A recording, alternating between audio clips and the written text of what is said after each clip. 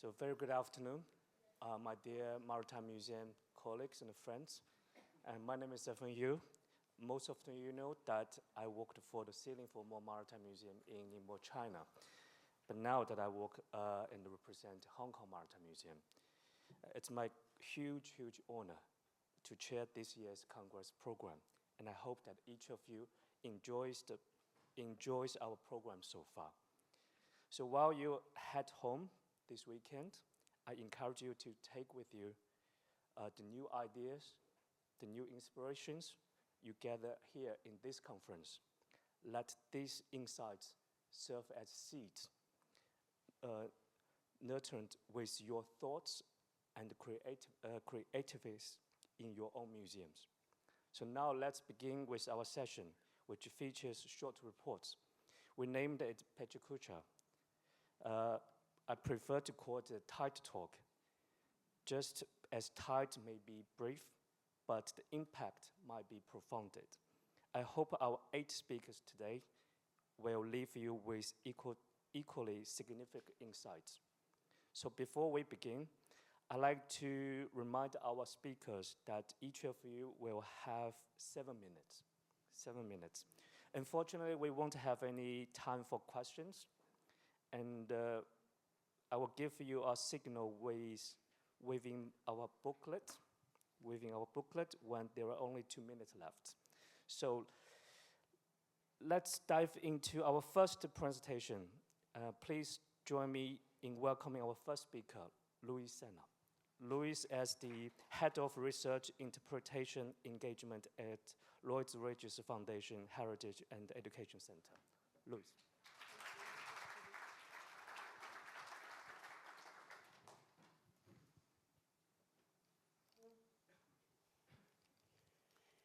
Thank you very much, Zefeng.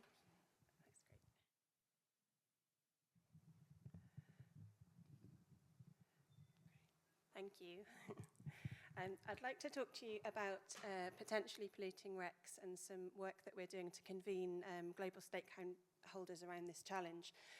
As many of you may know, potentially polluting wrecks are historic shipwrecks that still contain hazardous materials such as heavy fuel oils, chemicals, and munitions.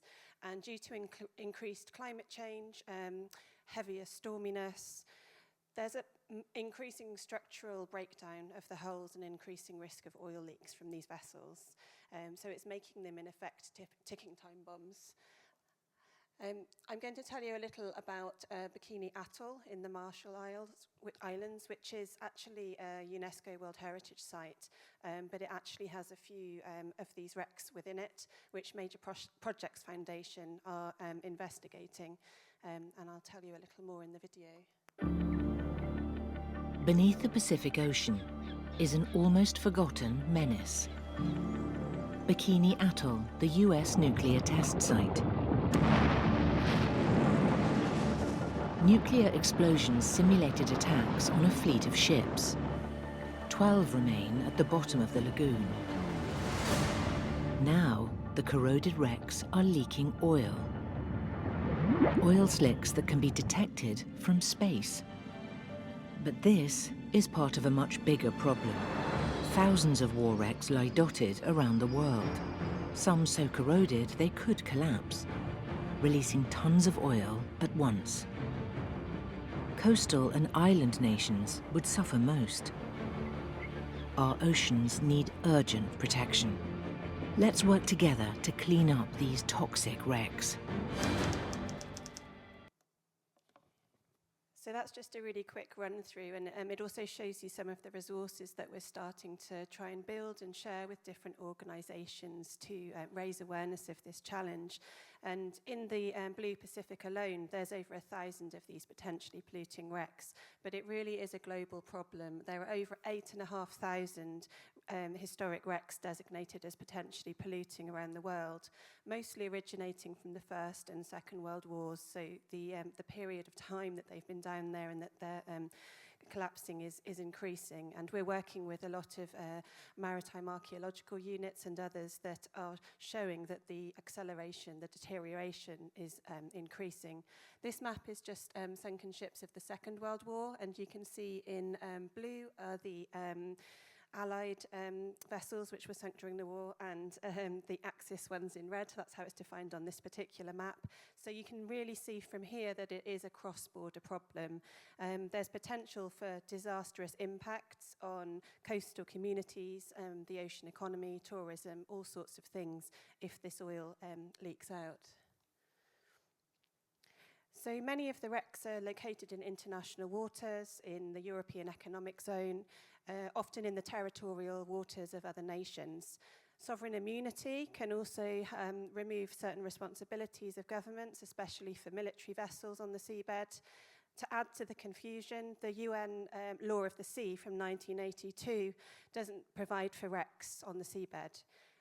So answering this particular question, whose fault is this, who will pay, has caused a lot of delays and a lot of confusion over the years. So the project that we're doing is trying to almost get around this problem of whose fault of it is it, and actually what can be done about it, what can be done for positive action. So you can see here a big statement. We need to move away from an emergency response mode. And what I mean by that is we need to not just react when the oil leaks, but do something proactive to try and identify where it's most likely to happen.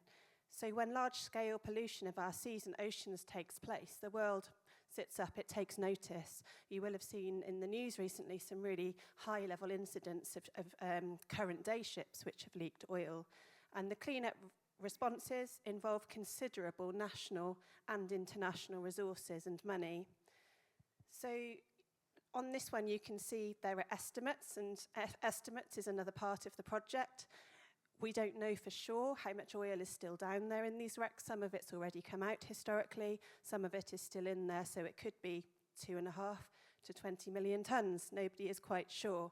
But to put that in context, worst case scenario, this is about 500 times more than the Exxon Valdez in 1989. It's about 18 times more than the Deepwater Horizon, which is more within most people's memories. And the principle with big disasters of current day operating things is that polluter pays. Historic wrecks, it's less clear. There's much more confusion. It's much less understood. It's much more out of sight, out of mind. But with proactive action, it's estimated that we can try and stop some of these disasters from happening, hopefully avoiding an estimated $340 billion cleanup operation. You can imagine the immeasurable damage to coastal communities, the time that will take to clean up, the effect on tourism, the effect on food stocks and so forth. So it's really, really critical that we do something about it. So what we're doing at the moment, we're working with over 50 partners around the world on proactive action. We're making a roadmap for change. We're looking at where these wrecks are. We're assessing them, seeing which technologies are in place for intervention, and working to raise awareness, to catalyse proactive action, to mitigate the pollution risks from these vessels. So we're working with organisations like the Ocean Foundation, and through them Waves Group, which is expert in salvage and pollution response. And the project is supported by the International Union for the Conservation of Nature. It's also supported by the International Convention on Monuments and Site through their underwater cultural heritage element. Other people that we're working with very closely in the steering group include UNESCO in their oceans part. So there's some really high-level interest in the project, and we were nervous starting it that people would say, why you? Why are you doing this? But everyone's just saying, thank goodness somebody is, because we have that independence that we can work across different countries. We're not restricted by different country budgets, so it's really helpful that we have that independent nature and that we can work together to mobilise things. So how we're doing that is we're, Waves Group are organising 3 expert workshops. The first 2 have happened on international regulation and seeing what the situation is. We've also looked at some on the technologies and how different technologies can be brought to bear to make intervention cheaper. So for example, using remote offshore vehicles instead of great big rigs going off, and how can we use different artificial intelligence to analyse things and share data. How can maritime museums help? Well, the next session or the third workshop, is going to be organised by Heritage Malta. It's at the University of Malta, run by Timmy Gambin. And it's looking at the archives, it's looking at the historic data, and that's also where the Heritage and Education Centre come in. Our ship plan and survey report collection has been integral in informing the interventions on these vessels. People look at our historic ship plans, which are freely available online, and also approach Royal Museums Greenwich to look at their collections to see where the oil is, how big are these ships, what's the likelihood of it still being in there. So maritime museums are spaces to convene open, informed debate. How can we stop it being out of sight, out of mind? How can we work together to get this on political and public agendas? We would love to share engaging resources with you and see how we can help you to dive into your archives, to map different collections, to see how we can work together to solve this big problem. It's a multi-dimensional problem, but as the name of the project says, in Maori and Polynesian mythology, Tangaroa is the god of the ocean, and it's known that if you look after me, then I will look after you. Thank you.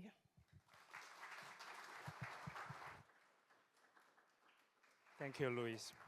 Our next presenter, the director of the Bergen Maritime Museum in Norway. Please welcome Kristian Sebak.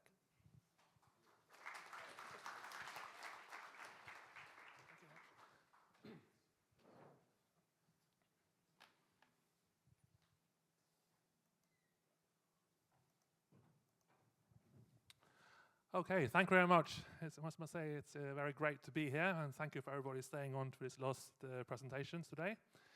My name is Kristian Sebak, and work as the director at the Bergen Maritime Museum in Norway. And it's a great pleasure to say a little bit about, give a little highlights of what we've been doing recently, and also what we're planning ahead. For those of you not familiar with the Bergen Maritime Museum, we're located on the western coast of Norway. The museum was founded in 1921, so we celebrate our centenary in the middle of the pandemic. Great fun. We have about 30,000 visitors a year, and about 17 fixed positions. And we have a very wide range of activities at the museum, and I'll tell you a little bit about them, some of them afterwards. So where we are located next to the University Museum. We are not located on the sea or next to the sea, but we are located on top of a hill and have a great view of the modern part of the harbour in Bergen. And I'll give you some highlights now, and the keywords here are very much collaboration and also seeking partnerships. Until 2019, we were an independent museum, but in 2019 we became part of Museum West in Bergen. This derives from a reform that the government started in the early 2000s. They wanted museums to be part of bigger unities to enhance professionalization and share certain functions. So I would say that's been a good success for Bergen Maritime Museum. We've used lots of effort to implement this new system in recent years, since 2019. So we are now one of the department of 7 in the Museum West. And 3 of them are in Bergen itself, and the rest are in the surrounding districts of Bergen. One of the highlights I would say in recent years is we've had for several years now ongoing research project on queer sailors, done by 2 curators at the Bergen Maritime Museum.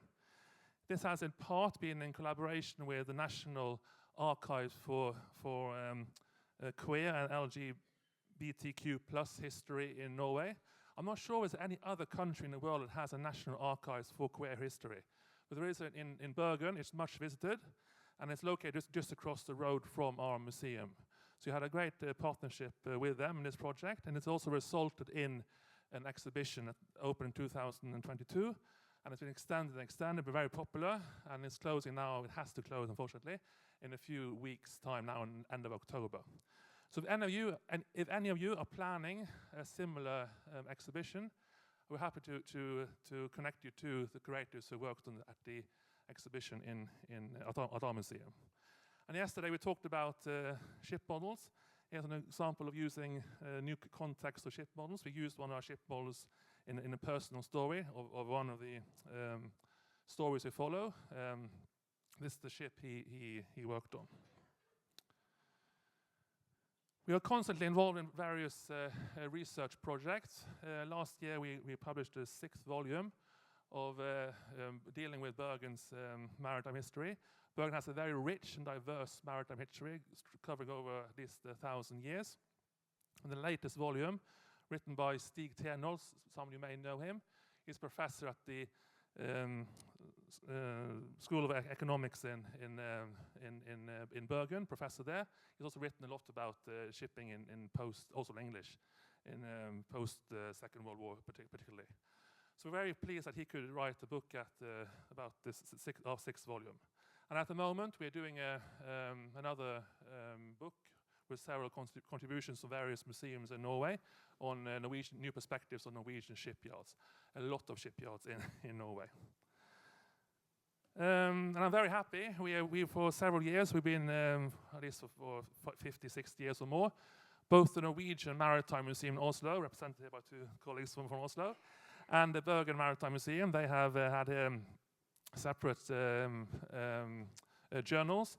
And this autumn now, we are launching a joint journal called Maritime Perspektiver, Maritime Perspectives. And there's also a possibility to write contributions on English or the other Scandinavian languages. I think there's 1 minute. 2, okay. Sorry, thank you. Another collaboration I'd like to mention. We've been mentioning maritime archaeology. And that's a very important activity at our museum. On behalf of the Directorate of Cultural Heritage in Norway, we are responsible for managing the Cultural Heritage Act in Norway, undersea, for most of Western Norway, 2 counties in Western Norway. We have 4 divers and case handling doing this, and we handle around 500 cases a year. It's mainly dealing with if any company or any initiative wants to build a bridge or do some land filling in the sea or build anything under the sea. They have to consult us in our area, and we have to see if there's any cultural heritage in this area. Of course, there's just to show you some of the magnitude here. If you stretch out that very limited part of Norwegian western coast of Norway, it stretches out with all the fjords and all the islands around halfway around the equator. And the deepest part is around 1.3 kilometers. So don't lose your keys. If you ever explore the fjords in Norway, don't lose your keys in the water. But the thing as I mentioned here, we basically do a lot of case handling, but we received increased funding from the Ministry of Culture so that we can use more an extra position at the museum to increase research and education around maritime archaeology. So we're very happy about that. And finally, we're now doing a new exhibition of Vikings. I won't say too much about that, but we are in the process of totally upgrading our permanent exhibitions. And I'm very inspired by this conference, and I hope to come back in Sydney, hopefully, and tell you more in 2 years' time about our plans, future plans at the museum. So thank you very much. Thank you very much. Before we go to next presenter, can I ask, where is Margareta Nonklet? Do you mind to sit in front, please? And also, Katin Savamagi? Do you mind? Thank you very much. So our next presenter, he is the head of collection and the curator at the Maritime Museum in Zeeland. So let's welcome Paul Verbeeck.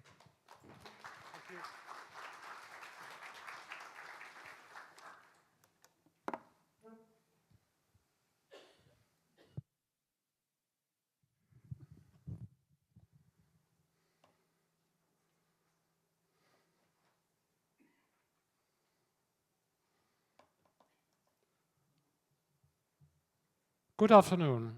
My name is Paul Verbeeck and I'm the collections manager at the Maritime Museum Zeeland in Vlissingen. I would like to introduce to you some of the amazing objects of 18th century shipwrecks of the Dutch East India Company, and in specific het Vliegend Hert. Objects are always related to a specific context.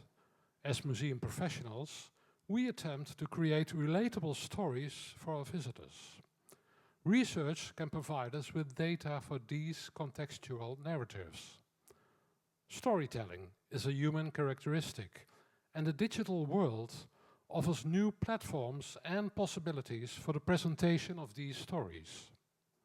As museums, we have an increasing role to play in providing new insights into our objects. Linked open data will provide museums and researchers with new possibilities by linking objects and collections in a way never seen before. In the coming years, the physical and digital environment will interact with each other more and more and will transform our sense of reality. And by adding three-dimensional photography, the object's authenticity and historical essence will increase completely. The visitor's perception and experience in the museum environment will also be significantly enriched. Visitors' interaction with objects may change from a static observation through museum glass to a more personal experience and response through virtual handling of the three-dimensional imagery of the objects. Our objects from the Vliegend Hert shipwreck collection are most suitable for this type of application. Het Vliegend Hert, which is the Dutch translation of the Flying Hawk, was an an 18th century East Indiaman of the Dutch United East India Company, known in the Netherlands as the Verenigde Oost-Indische Compagnie, or VOC. The return voyage ship was built in 1729 in the city of Middelburg for the VOC Chamber of Zeeland.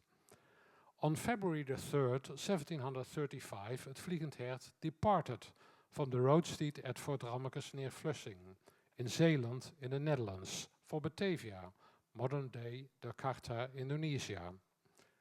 Shortly after departure, the ship ran aground in the Scheldt estuary on the sandbanks around Durlo Channel and was lost with all cargo and crew.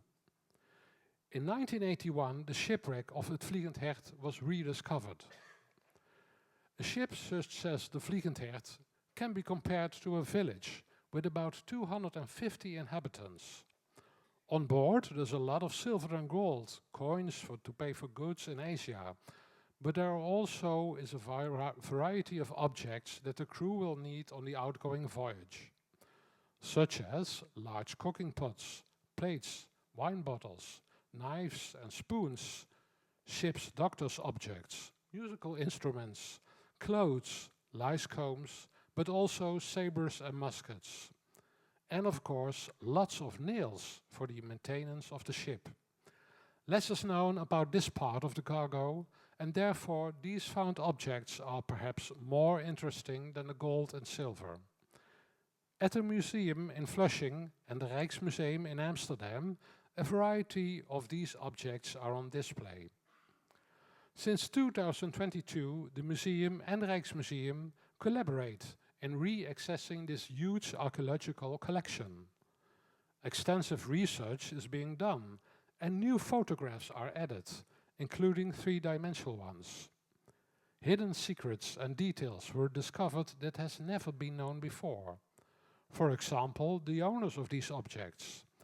By comparing initials found on these objects with the available ship's list of names, we have identified objects belonging to the two weapons masters' mates. One, a pewter spoon, owned by Laurens Koppejan from Westkapelle in Zeeland, and the other a pewter plate of Jochem Lup from Wismar in Germany. Gilles Ponte van Middelburg in Zeeland was the second medical master, assistant surgeon barber of the ship, or assistant surgeon barber on the ship. and he took us 2 Purters plates on board, both displaying fascinating user marks made by constant usage. The sea chest of the second mate, Adriaan de Jonge, from Flushing, was identified by his initials, ADG, carved roughly into the lid. Our aim is to develop an exciting linked open data platform, including all objects, data and visuals. Researchers and the general public will gain new insights, knowledge, and share in the relatable stories linked to these objects. And so, the story that started in 1735 or even earlier continues. Thank you very much.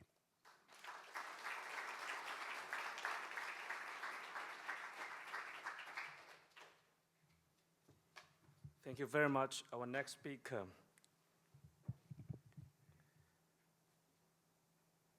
Ron Brandt.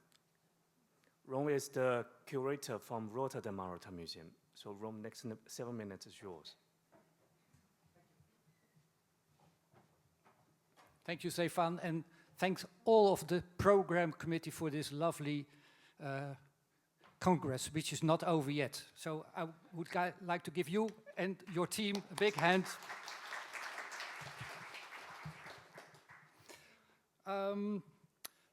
Yes, the Maritime Museum in Rotterdam is the oldest maritime museum in the Netherlands. You were there earlier this week.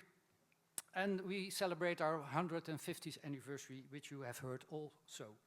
But actually our roots lie in the middle of the 19th century already, when Prince Hendrik, he was a brother of the later King William III, he was the initiator of the Dutch Royal Yacht Club. And the first volumes in the museum library were donated to this yacht club already by Prince Hendrik in 1857. In 1874, the collection became public, and that was the start of the Maritime Museum in Rotterdam as we know it as today. In this 1.5-year century, the collection grew enormously, and the library now holds nowadays some 50,000 volumes of books and 25,000 volumes of periodicals.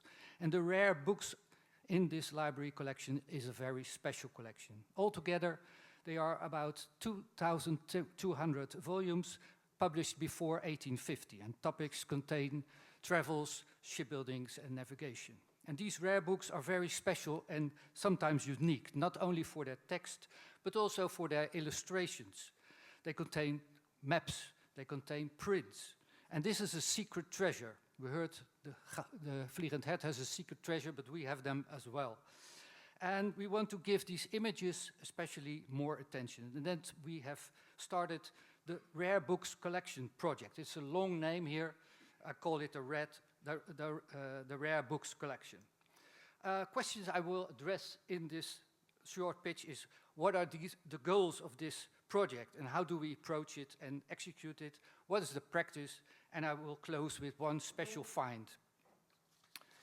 The first goal is to execute this project, is to raise knowledge and awareness about the material. We do not know much about these illustrations in these rare books. How many are there? What do they show? And are they all present? Where in the books are they located? And this is very important for the museum itself, but also for researchers like you. We want to know how many illustrations these books have inside so that it can be checked if we give these books to researchers and they will be returned in the same way, we hope. A second goal is that we also want to use these prints and maps more in our own exhibitions. You know, exhibitions often contain vulnerable objects that cannot be displayed for a very long time. So works on paper, maximum for 3 months. And when exhibitions last for 2 years, sometimes longer, you understand that one and the same print or map cannot be on display all the time. But with more objects to our disposal, like the prints and the maps in these books, we are able to change more regularly during the exhibition period. The third reason is that these prints and maps still are hidden treasures. They have only been seen rarely. And since the start of the project, descriptions and images are available in our online public catalogue. It's remarkable that since then, much more researchers come to study these books and we receive much more requests for loans from museums in the Netherlands and abroad. So how do we execute this project? Well, we started in 2010 with describing thematically for a special purpose, a special exhibition, for instance, an exhibition on privateering and piracy in 2013 and the discovery of Cape Horn in 2016. And we started with trainees from universities, but since 2017 we have a more integrated approach with 4 volunteers that describe the prints and the maps and 4 photographers that produce the images.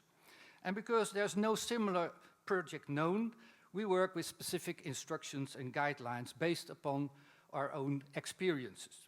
So what are the finds so far? Now, this integrated approach leads to an even broader view of the collection by the curators, and due to the large number of prints described already, we are now able to see connections that we couldn't see before. And until now, almost 31,000 prints and maps are described and photographed, and that's about 75% of all the content of these books, we think. Now I'll tell you one special find, and I sincerely hope you had a pretty good lunch, because I have a somewhat disturbing story about Japanese torture practices. In our collection we keep a copy of the German book Wahrhaftige Beschreibungen dreier mächtige Königreichen Japan, Siam und Korea. And here on the left you can see the title page. And one of the prints needed extra context. You see the print on the right. It shows different people wearing Japanese clothes and sitting on a square in front of a palace. It looks like a kind of ritual audience, but the exact meaning was not known. And the accompanying text in English says, when a great gentleman dies, there are commonly 10, 20 or 30 people around. After he was a great man and ruled over a lot of subjects, out of respect they cut out their bellies so that their intestines run out. So this is a kind of ritual harakiri, but there are letters to indicate certain scenes. But what do they mean? But unfortunately on this print it is not mentioned, and also not on the text. But by coincidence we found a variation of the same print, of the same on the same title page of another book, this time written in Dutch. And here you can see the print from the previous slide together with the title page of the Dutch book. This book contains an explanation of the letters, and this information is important for describing the print in the first book. And with this information from the text and the print from the other book, the work of describing the print became much easier. Sometimes we are lucky, and sometimes we have to look further, and sometimes the internet is always a useful source as well. So this example also shows in a direct way that prints were used and reused in different editions and sometimes in different ways.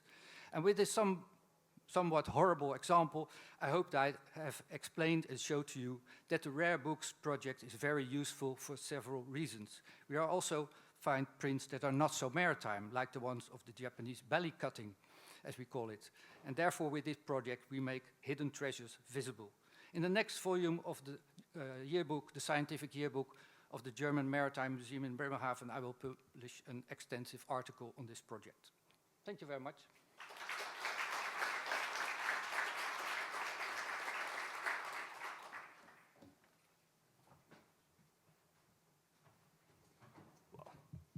Thank you very much, Ron.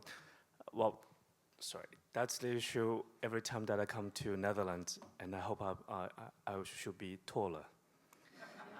So our next presenter, Mary Montague-Scott, and she is the director of the Hert Maritime Museum in the UK. Okay. The floor is yours.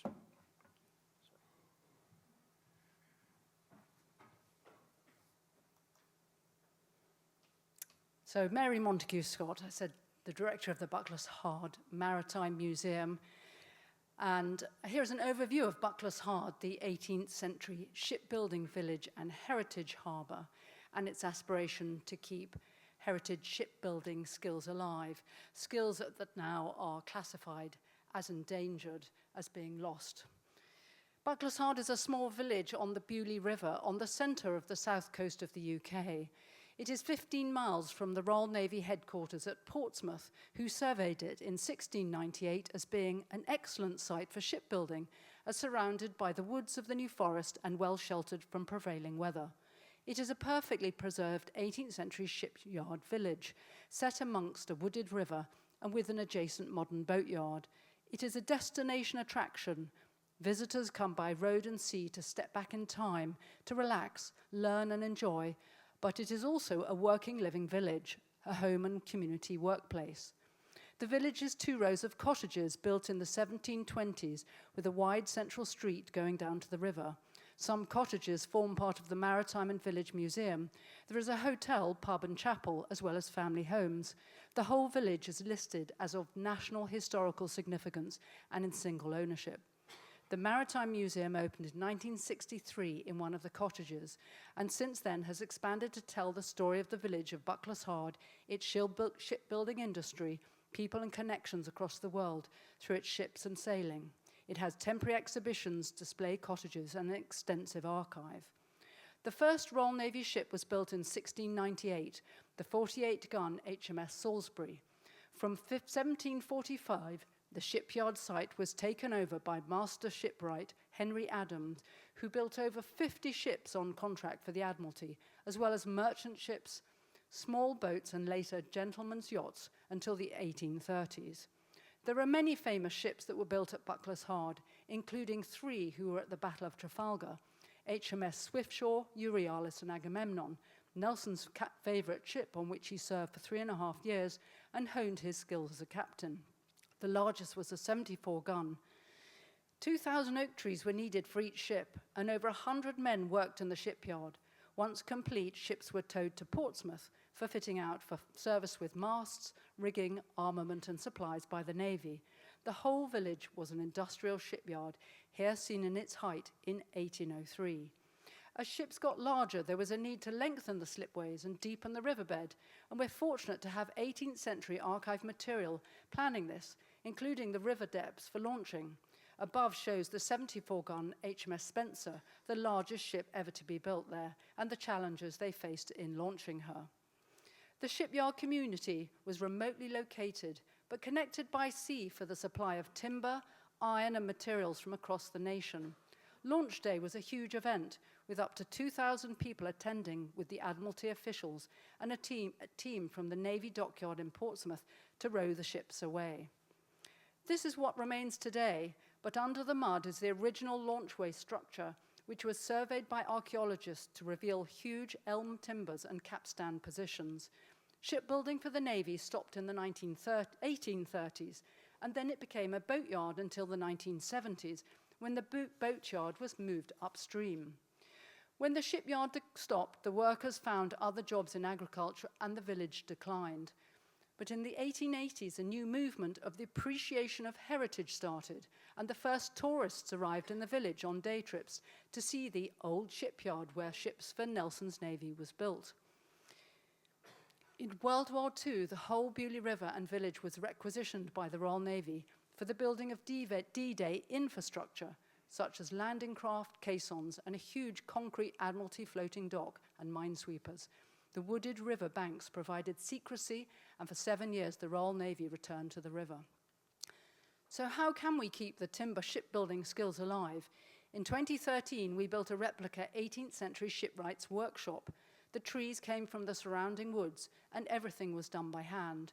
Nothing can be more exciting to a bunch of children than watching a man with a huge side axe and a team of 10 adsmen.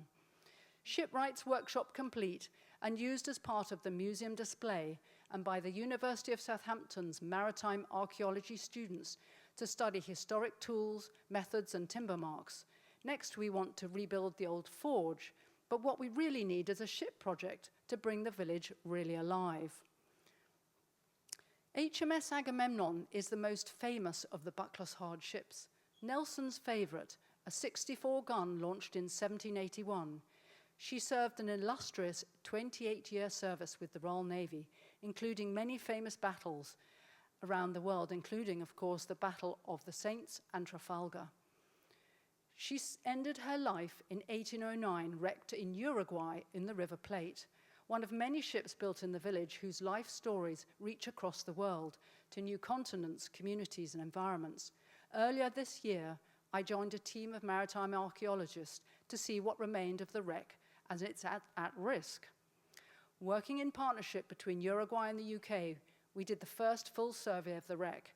This is me diving and fulfilling my dream of touching the ship's timbers and recovering data that will lead to the next phase of an exciting project at Buckler's Hard.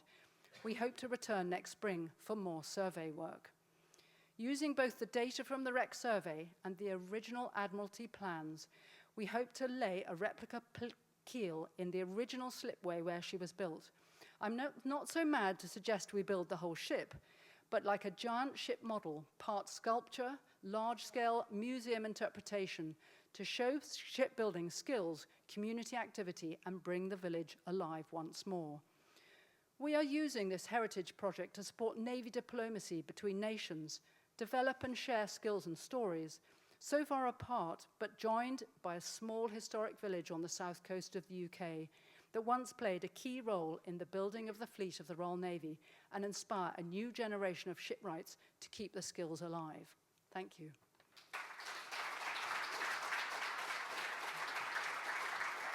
Thank you, Mary. Our next presenter, Margarita Nunklet, and she is the head of Department of Ecology at the National Museum of the Faroe Islands. Please.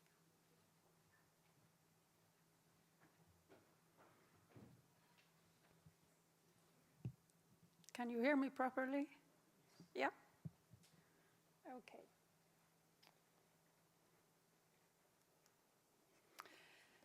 Good afternoon. I'm going to talk about a heritage site in the Faroe Islands, a former whaling station that the Faroe Islands National Museum has been responsible for since 2011. The station is an important element of Faroese and international industrial and maritime history. In the summer of 1894, Albersgrønn, a Norwegian whaler, came to the Faroes where he built a whaling station. Whaling stocks along the northern coast of Norway suffered, and the Norwegian whaling companies searched for new hunting grounds. The results were good, and between 1893 and 1905, 7 Norwegian whaling stations were established in the Faroes, an archipelago located halfway between Scotland and Iceland in the northeast Atlantic. The whaling station at Øyer was built in 1905 by the Norwegian businessman Kristian. The search for new grounds took the whaling nations into other regions, including Iceland, where Salvesen had bought an insolvent station that he transported to the Faroes in his 3 vessels.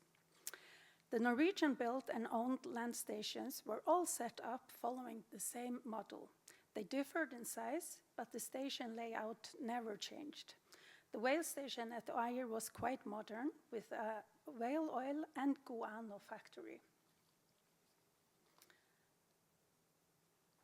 Salvesen, who was based in the Shetland Islands as well, used his vessels there in the spring and at Øyer in the summer months.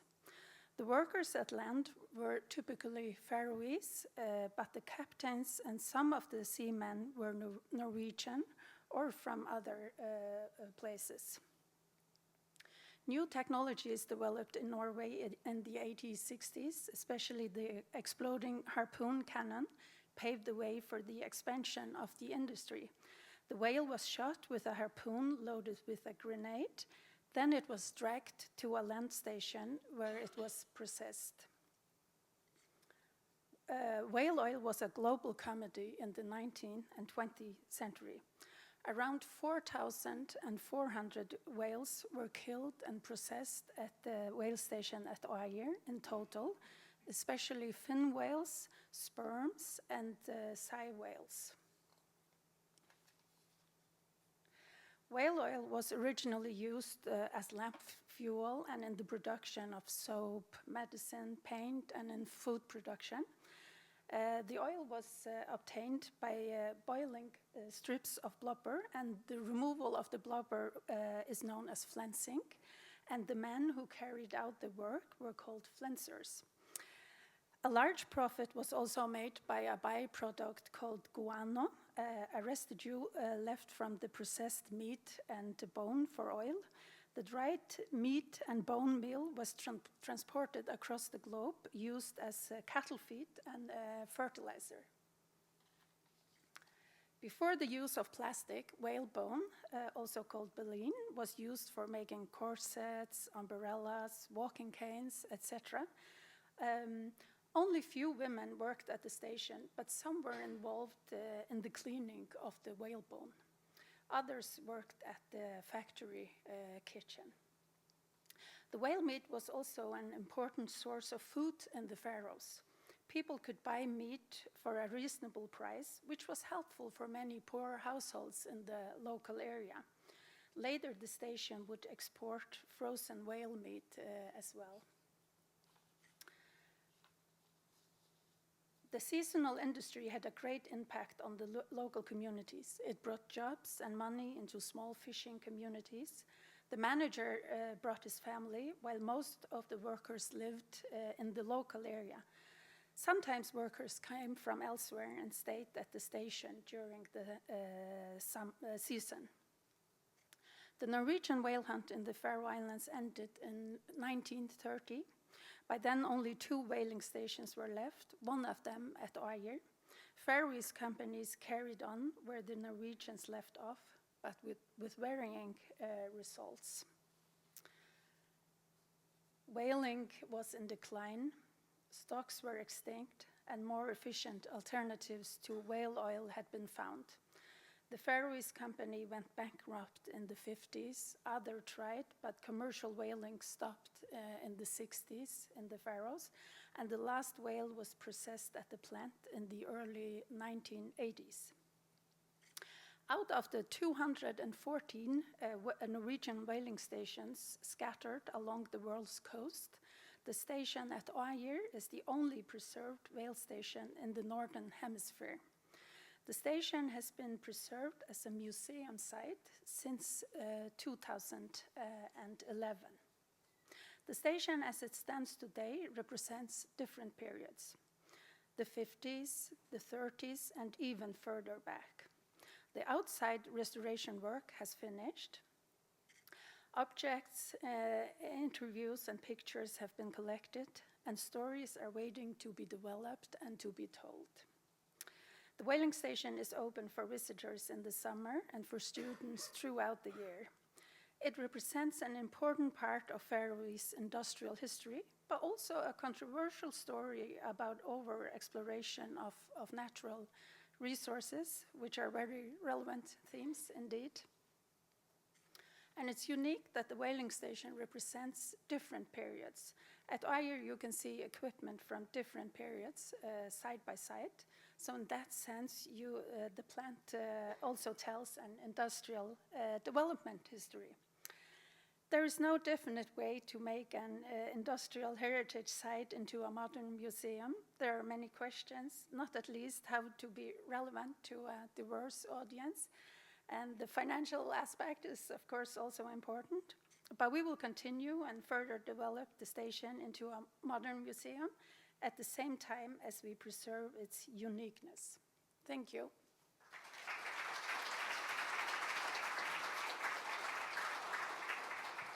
Our next presenter is from the museum, which will host about 2028 Congress.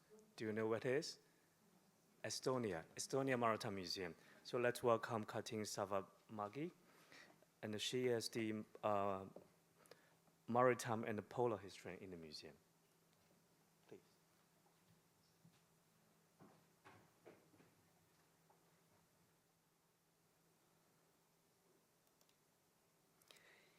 Hello to everybody. You know, we in Estonia, we think that we are Nordic nation, because our sea, it's covered with ice during the winters, when we have normal winters. And our museum has different tasks. One of the tasks is also to keep an eye on the polar heritage, not only maritime heritage. And we have collections of items, photos, documents, and we have different activities.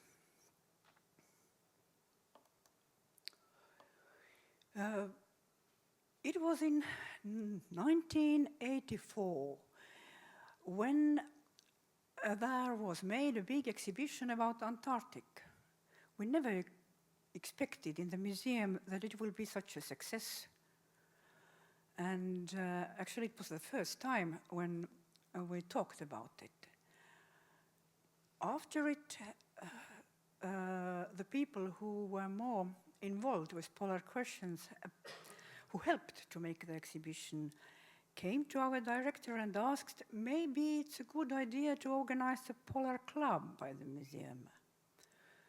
Our director at that time, Hans Berna, he was very proud because he thought that polar researchers, they will help to activate our research work in general.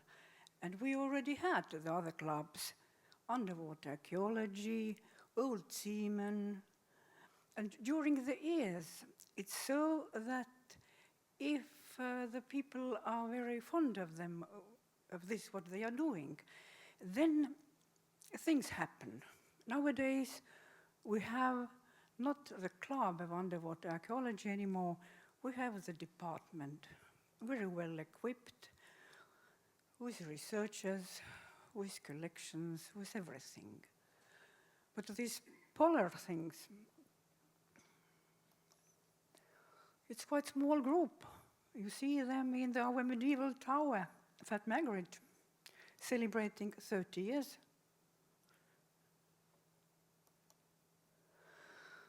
And it's so more and more we are necessary outside the museums, and different groups are approaching. For our surprise, it was the Ministry of Foreign Affairs. When we talked about that Estonia wants to be the more closer with Arctic Council, then maybe it's strange for you, but they approached the museum. Could you please show what Estonia has done till now concerning connections with Arctic? And we have them as materials. We have information about our seafarers who have sailed and worked in the Arctic for centuries, and the researchers who have done research work there. And further on, it seems funny, but we celebrate International Polar Bear Day. I was so happy to see in the museum shop here also very lovely polar bears and penguins. It's, in some, you may reorganize things in another way, because we do our exhibitions and presentations, but actually together with Estonian polar bears. It means in the zoo. And put the exhibition so on that even the bears can see it. And we have the polar ships. Most famous Suurtõll icebreaker, who built in 1914. Then another one, Valvas, built in United States. The first name was Bittersweet. And we have different kind of polar events on both boats of the ship. Valvas is still in good shape. If we can go to the sea. Then there are projects with different sailing ships.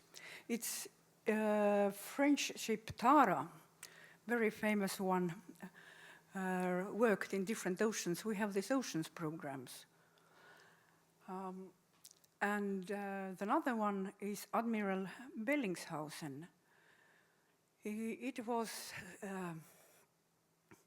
3 years ago, we made such a big project that we will sail to Antarctica. But on the way, we will stop in different countries, in different harbors, make the program. And it was very interesting. We did it together with the businessmen who bought the ship, but all the programs in the museums, in the harbors, we were responsible for it. So activities with the young people very quickly. Okay, different lectures, programs, as always the museums do. But the most successful it was when we did the polar quiz in the whole Estonia, and the prize. The best of the best school children, they can participate in the real polar expedition together with the real researchers. Oh, we were popular. Yeah, but what kind of polar station to choose? We chose in the north, Kilpisjärvi. It belongs to the Finland, to the Helsinki University, and but close. It's so close that there are 3 countries. There are 3 countries' borders. So we did it together with Norway, with Sweden, and Finland. Children were very happy. We also. Otherwise, the people in the museum said, "Oh, will you please organize it for us too?" So, but now, what I wanted to tell, it's this Estonian Polar Club. Now we have been active 40 years. There will be a big international conference, global conference, where our partners, friends are coming. It will be in November. So, it's the first time so big. And it's really, if you can't imagine how many in Chile are interested in. Or that our ICMM partner, Carlos Pedro Spiro, is not here at the moment, but he's well known, and we hope that he will come. I will not go in detail. Our researchers are mainly in these universities from Tallinn and Tartu, and thank you.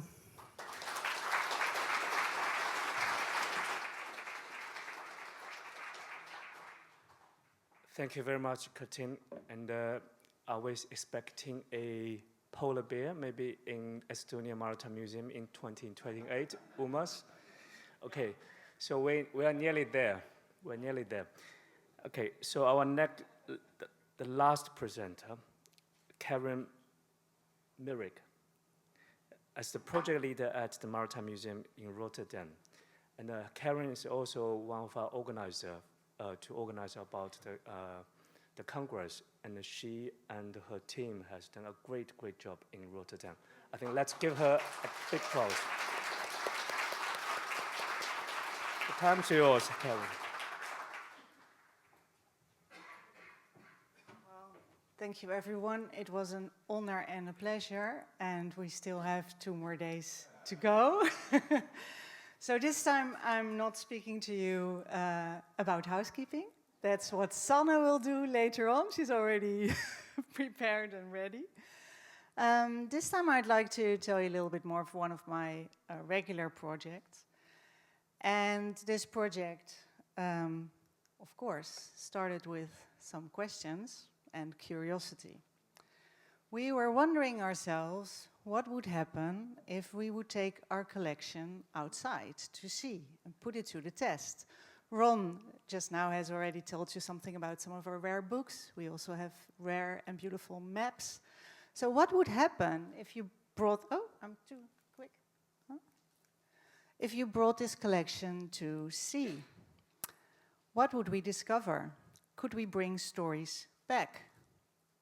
Could we share what we learn? Maybe not as a permanent exhibition, but something more flexible, suiting the curiosity.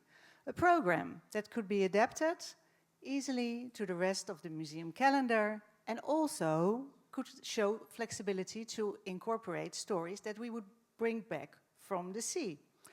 So we were aiming to inspire curiosity and a love for the oceans and its wildlife. This is our Darwin project, a small-scale program with worldwide ambitions, navigating and adjusting to winds and currents like its inspiration, a sailing ship out to discover the world. So let me present to you three-mast schooner Oosterschelde. It was built in 1917, and as its home port, we're proud to say, has the Leuvenhaven, our museum port. However, most of the time, she's sailing elsewhere. Like now, the ship is in the middle of a 2-year journey around the world, tracing Darwin. There it is. Oh, I have to warn the technicians, there will be a video later. Please turn the sound low. The sound is not necessary. Okay, so this is the itinerary. I'm going to take the microphone out. I cannot see it. This is the itinerary, and I hope the arrows that I have added will show, because they're right now at Fiji. Is there an arrow coming up? No. Okay, so right now they're at Fiji, but I want to take you to this part of the journey. Magellan Strait, the Beagle leg, so to say. So I'm assuming that in this audience you all know about the second expedition of HMS Beagle. I see people nodding. It wasn't about studying animals, right? What was it about? Do you know? It was about map making. They were sent by the British Hydrographical Services. They ordered the expedition. And the focus was on that southern tip of South America, because that was a place where many ships perished. But it was really important for international trade, because remember, the Panama Canal wouldn't open until 1914. So a lot of the traffic would have to pass Cape Horn and Magellan Strait. So why did its captain, Captain Fitzroy, decide to take Darwin as a gentleman companion with him? Well, you have to know there was a first Beagle expedition, and that was with Captain Pringle Stokes. He was also for months tracing the region, mapping the area, but the gloom and the misery of Magellan Strait and Terra del Fuego in winter got the better of him, or rather the worse. Captain Fitzroy, so he committed suicide because he was so depressed sailing in back and forth through Magellan Strait, having contrary winds, everything went wrong. So Captain Fitzroy, who took over command and who was prone to depressions himself, he figured that some good company might keep his spirits up. And if this person would also happen to be a promising naturalist, they could add the information that he could gather on land to the maps. So Captain Fitzroy did a great job, but who would get really famous for this Beagle journey? That was, of course, Charles Darwin, who was 22 when he joined the trip. He would totally challenge people's worldview. And now this new Darwin 200 project is inspired by the curiosity of that young Darwin. It focuses on 3 things. Oh, I don't know what's happening. Okay. It focuses on 3 things. Train the Darwins of today, 200 young conservationists from all around the world to support their research and strengthen their international network. Ongoing research on board for the whole 2 years of the journey. And this is one of my favorites. It's actually giving this free online classes in English. Every week there's a free education program, and they will share live what they have discovered thus far. But let's go back to our connection with the museum, the ship, and the project. So here you see Oosterschelde leaving our museum port. Most of you have been there the last days, in July 2023. And you can probably see why they picked Oosterschelde, because you saw the quick picture of the Beagle before. It really looks a lot like the HMS Beagle.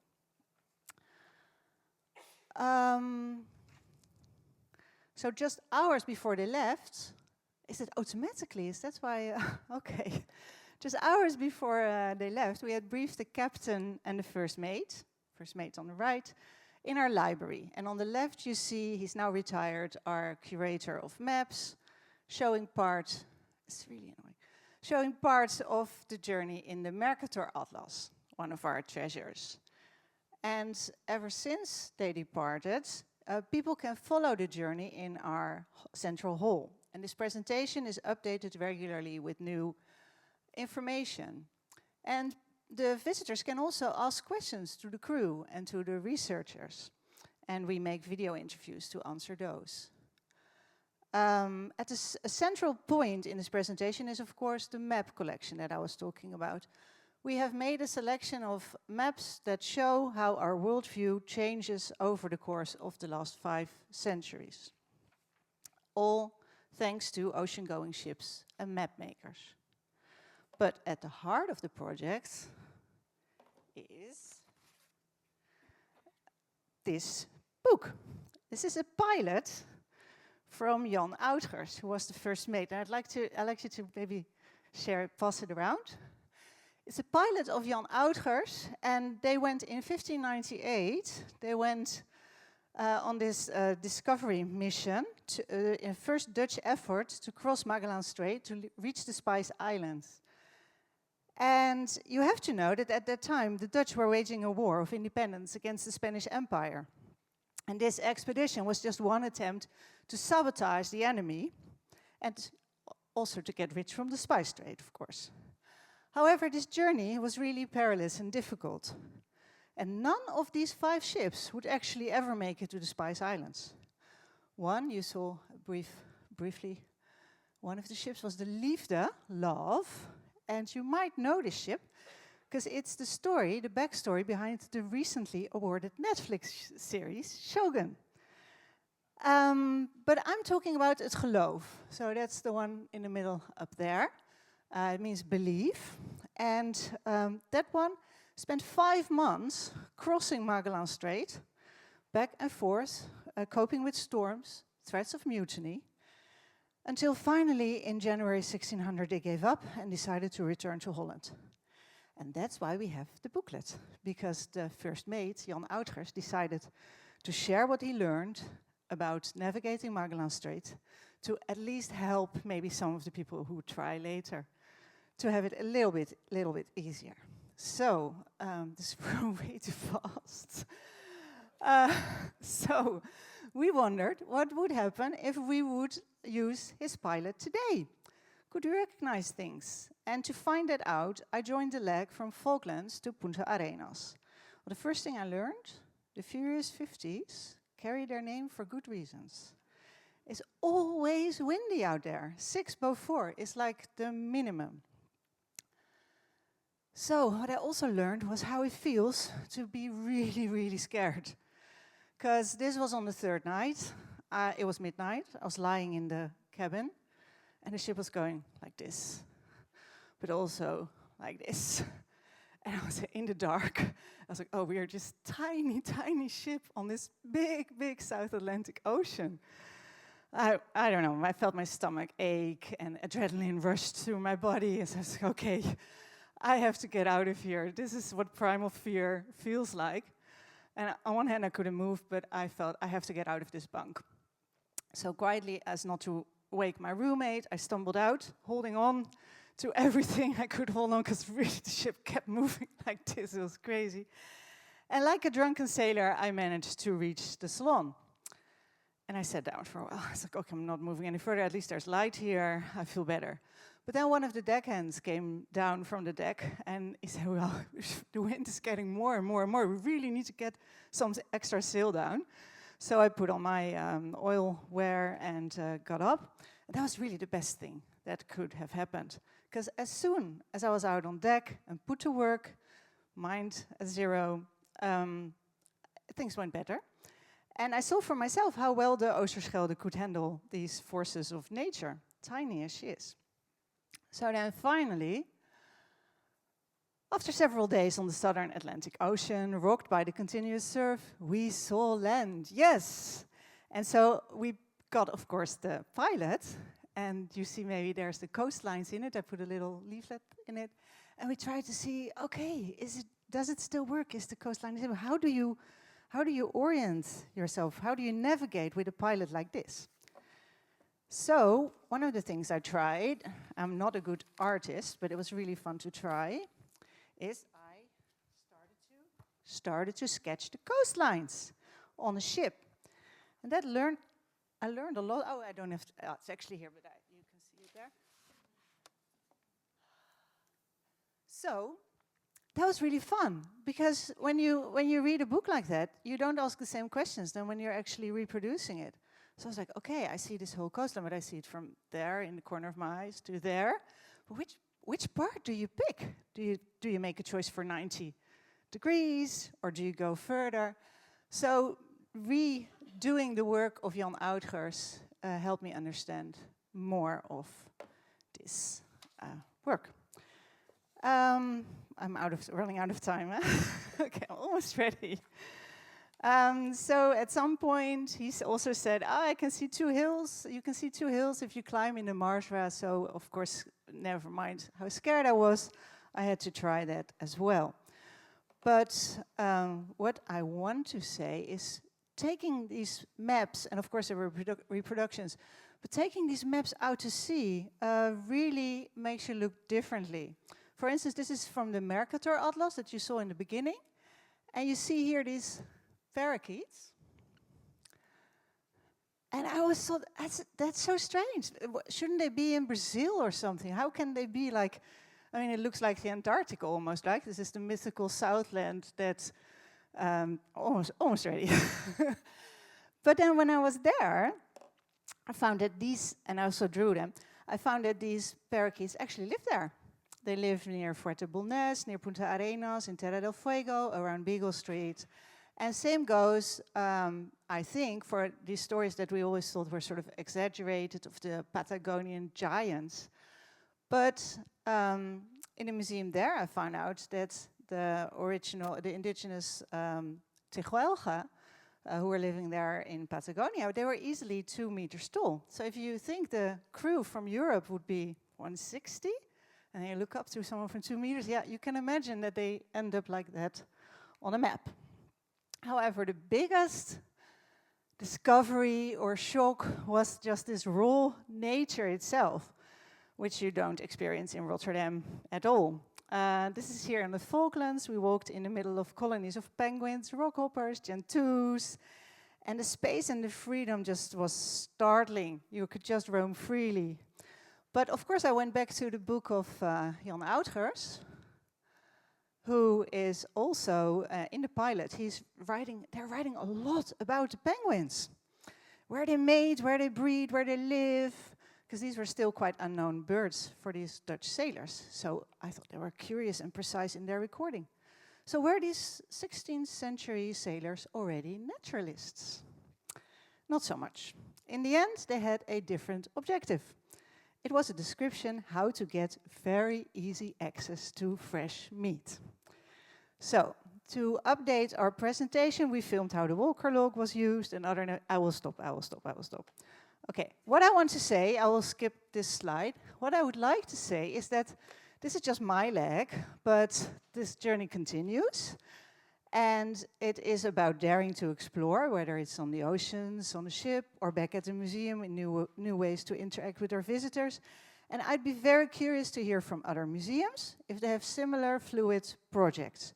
And more specifically, if there are museums along the route of the Oosterschelde that would like to collaborate with us on this project. Thank you very much. That was a very impressive experience, Karen. Thank you. 8 speakers represent 8 tides. And together with the tides from the morning and the afternoon bring us the time to think about our relationship with the sea and how our maritime museums play a role in the society. And I hope that everyone will find some useful information and bring this insight for you on the way back to your home. So time is 5:45. I know it's been a long day. It's packed, and I noticed some of you will note your head. It's my fault.